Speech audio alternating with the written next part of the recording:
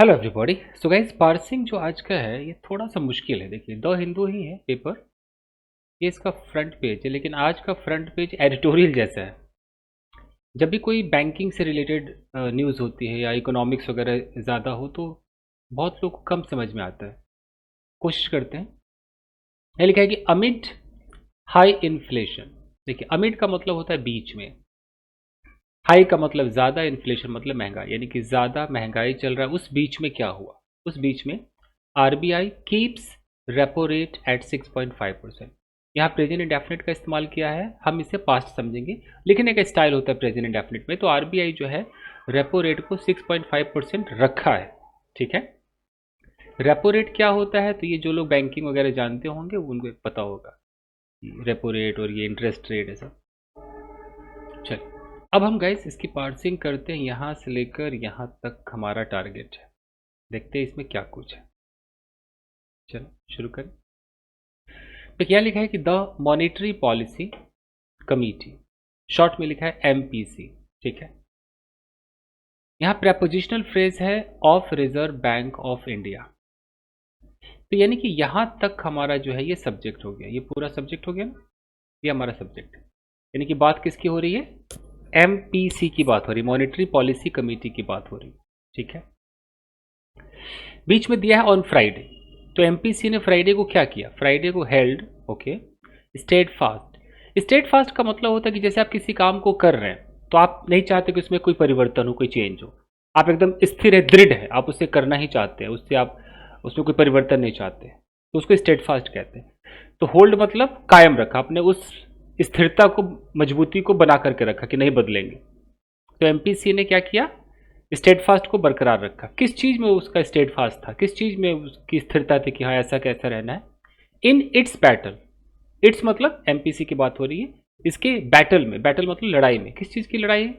Against inflation.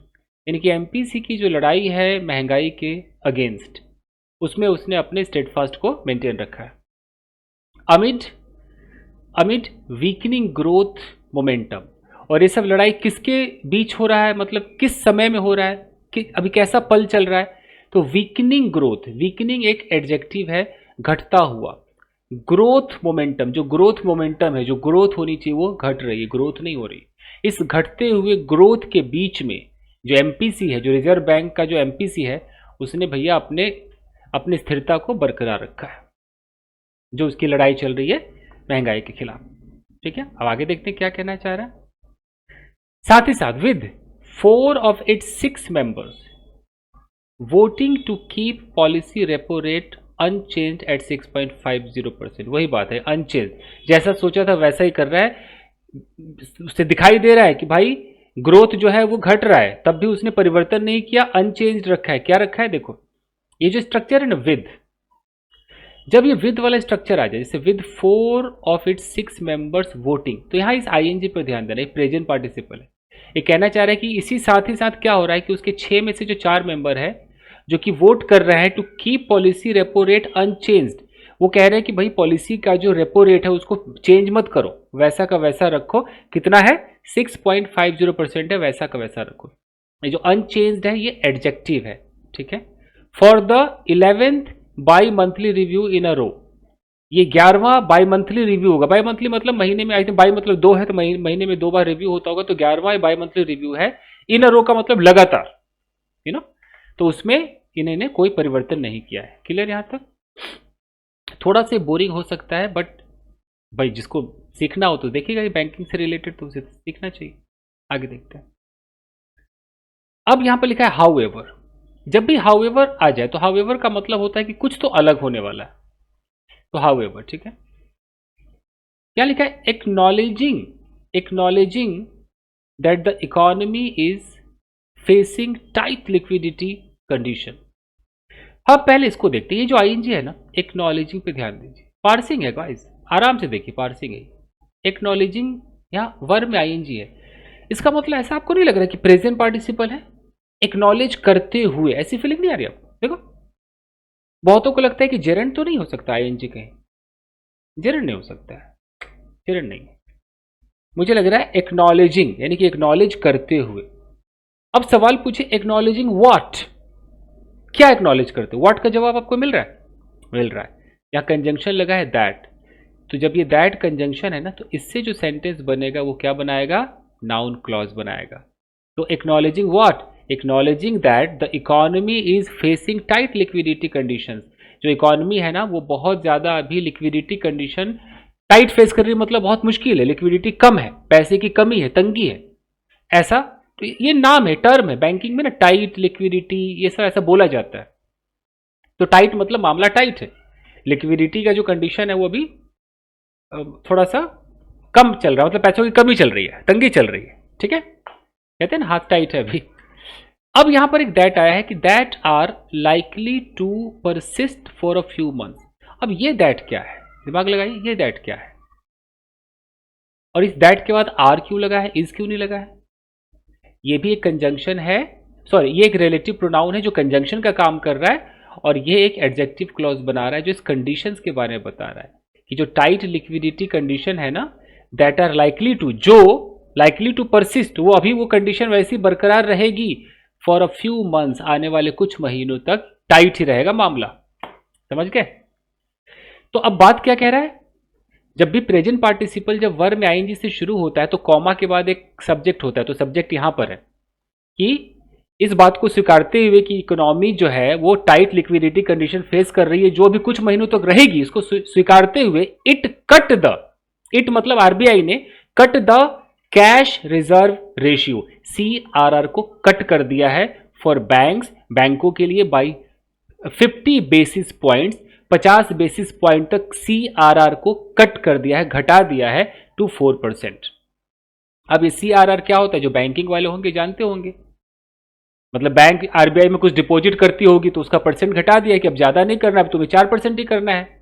After a gap of nearly 4 years, ऐसा हुआ है 4 साल के गैप के बाद, इन अ बिड टू सपोर्ट ग्रोथ। ये क्यों किया गया है? प्रयास में, इन अ बिड का मतलब होता है प्रयास में, किस चीज के प्रयास में? टू सपोर्ट ग्रोथ, की ग्रोथ बढ़े, ग्रोथ बढ़े, इसके सपोर्ट में आरबीआई ने क्या किया है? सीआरआर जो है उसका जो कैश रिजर्व रेशियो है उसको कट कर दिया है 50 बेसिस पॉइंट्स तक, और करके 4% पे ले आया। क्लियर?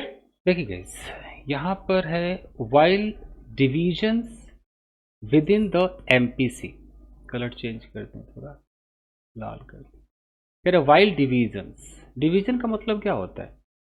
मान लो कोई ग्रुप है और ग्रुप में 4 लोग कुछ और कह रहे हैं, 2 लोग कुछ और कह रहे हैं, ये डिवीजन है। तो एमपीसी में डिवीजन जो है, किस चीज़ पर डिवीजन हो, किस चीज़ में मतभेद चल रहा है उनके?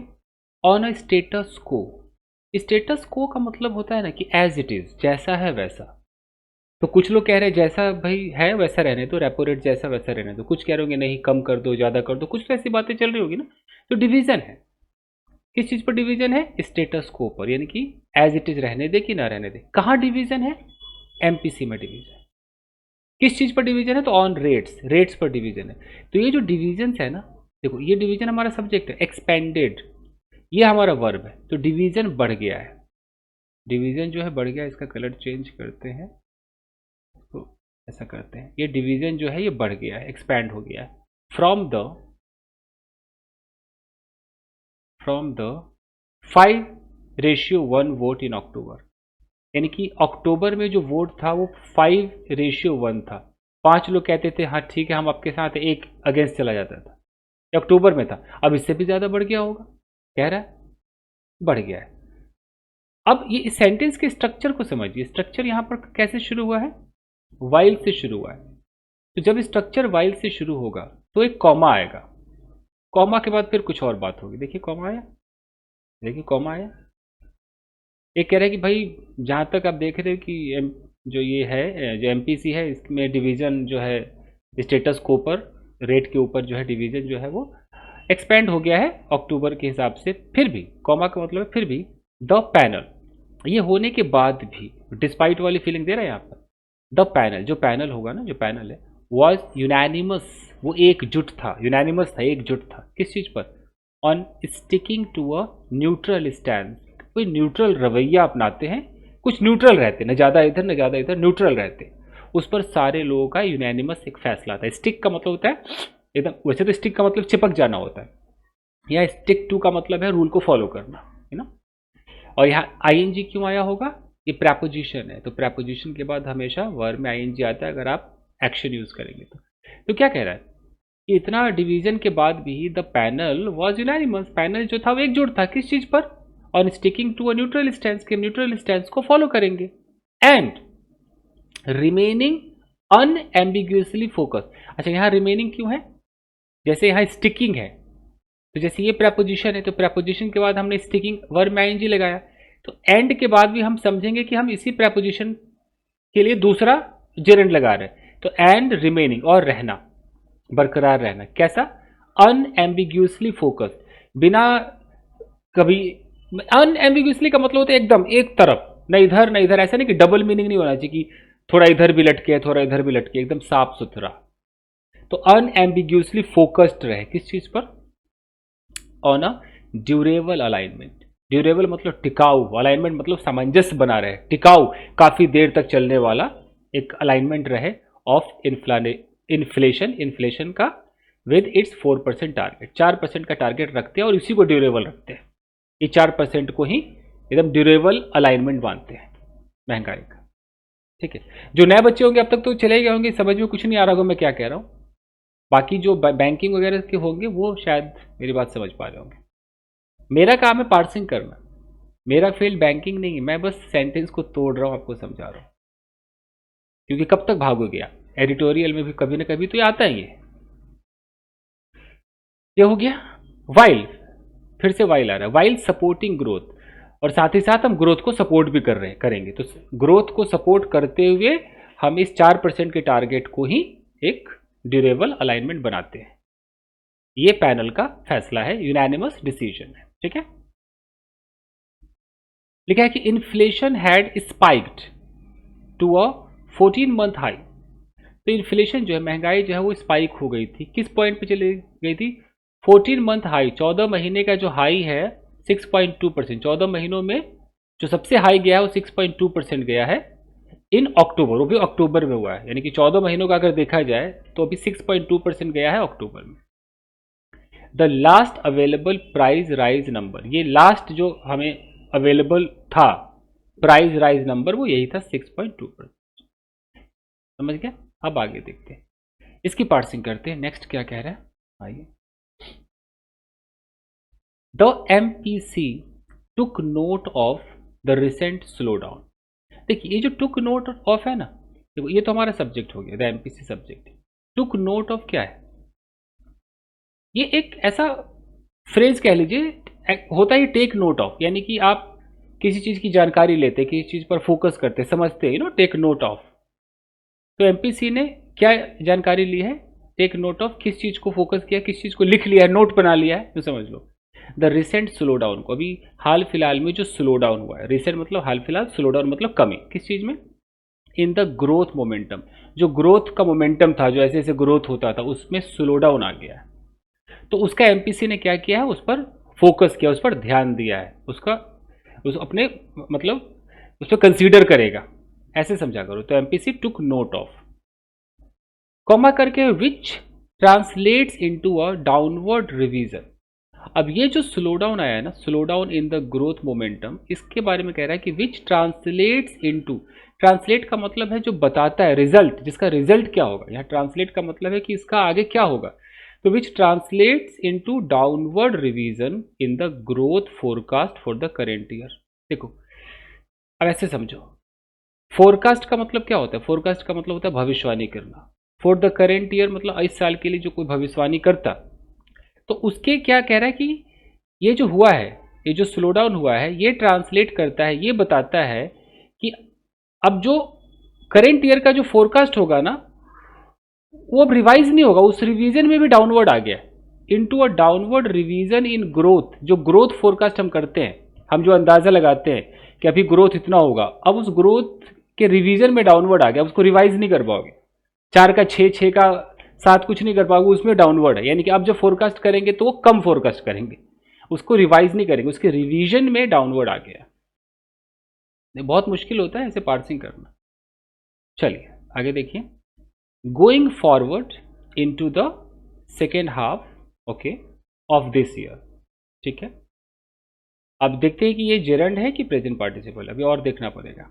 And the next year, the MPC यानी कि प्रेजेंट पार्टिसिपल है, प्रेजेंट पार्टिसिपल है, जेरंड नहीं हो सकता है क्योंकि यहाँ पर एक कॉमा आ रहा है और कॉमा के बाद यहाँ सब्जेक्ट है। अब ये क्या कह रहा है, ये कह रहा है गोइंग फॉरवर्ड, जाते हुए, आगे जाते हुए, किस चीज में, into the second half of this year, इस साल के दूसरे हाफ में जाते हुए, एंड द नेक्स्ट ईयर, और अगले साल जाते हुए, द एमपीसी असेस्ड, एमपीसी ने आकलन लगाया, असेस किया, द ग्रोथ आउटलुक, आउटलुक वही ग्रोथ का एक अपना फोरकास्ट, मतलब एक भविष्यवाणी, ग्रोथ आउटलुक कि क्या ग्रोथ होगा, एक आउटलुक को असेस किया।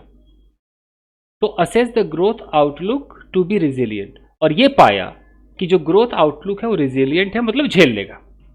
सेकेंड मतलब कब झेलेगा वो, सेकेंड हाफ, और अगले साल में जो ग्रोथ आउटलुक है, जो हम ग्रोथ का एक अंदाजा लगाएंगे, जो आकलन करेंगे, वो रिजिलियंट लग रहा है। रिजिलियंट का मतलब क्या होता है कि कोई चीज आपको पीछे कर रही है या बाउंस बैक करते हैं, उसको रिजिलियंट कहते हैं ना, तो यानी कि झेल लेगा, ऐसा लगा है, किसको, एमपीसी ने ऐसा असेस किया है। क्लियर है, बट लेकिन झेल तो लेगा, बट वारंटिंग क्लोज मॉनिटरिंग, वारंट का मतलब, एक तो वारंट होता है कि आपके सर्च वारंट, एक वो वारंट होता है कि कोई हम कागज अथॉरिटी का दिखाते हैं कि सर्च करेंगे आपके घर में। एक वारंट होता है कि रिक्वायरमेंट को दिखाता है कि वारंटिंग क्लोज मॉनिटरिंग, यानी कि बहुत ज्यादा मॉनिटर करना पड़ेगा, उसकी आवश्यकता है, वो बहुत मैंडेटरी, इसलिए वारंट लिखा हुआ है कि वो कह रहा है कि जो ग्रोथ आउटलुक है वो रिजिलियंट लग रहा है, वो बाउंस बैक करेगा, कब करेगा, लेकिन बहुत ही क्लोजली मॉनिटर करेंगे तब करेगा। आरबीआई गवर्नर शक्ति कांता दास सेड, उन्होंने बात कही इन हिज स्टेटमेंट, अपने स्टेटमेंट में बात कही। चलो यहां तक तो पहुंच गए।